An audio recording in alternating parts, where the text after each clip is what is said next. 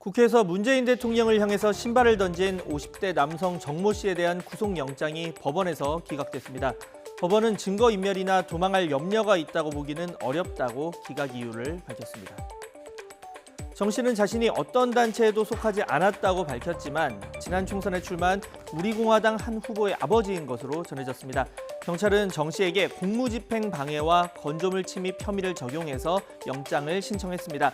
이 직무를 집행하는 공무원에게 신발을 던진 게 형법상 폭행에 해당하고 또 경호 목적으로 출입이 통제돼 있던 국회의사당에 몰래 들어가서 불법이라는 겁니다.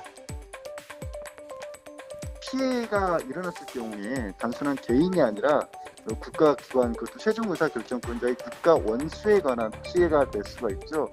이런 경우라면 범죄 중대성을 따지는 데 있어서 하나의 기준이 될 수 있을 겁니다.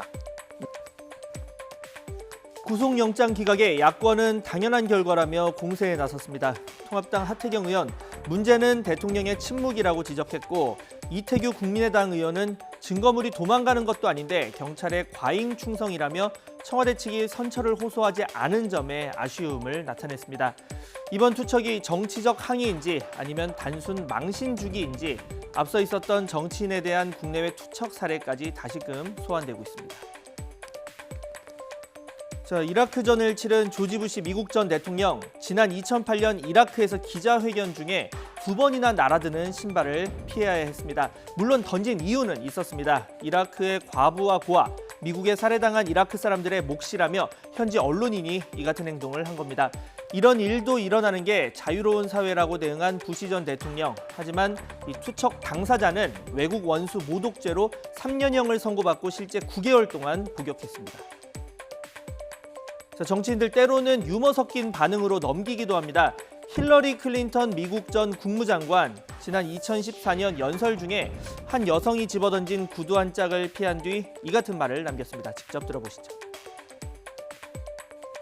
That's somebody throwing something at me?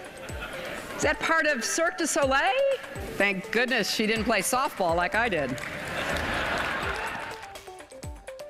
노무현 전 대통령 역시 투척 봉변에 당황하지 않고 슬기롭게 극복한 사례로 꼽힙니다. 지난 2002년 대선 후보 시절 연설 중에 보시는 것처럼 달걀을 맞았지만 의연한 태도로 화제가 되기도 했는데요.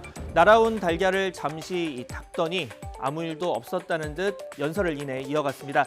달걀을 맞아서 일이 풀린다면 얼마든 맞겠다는 어록까지 남기면서 오히려 투척 당사자를 부끄럽게 만들었습니다.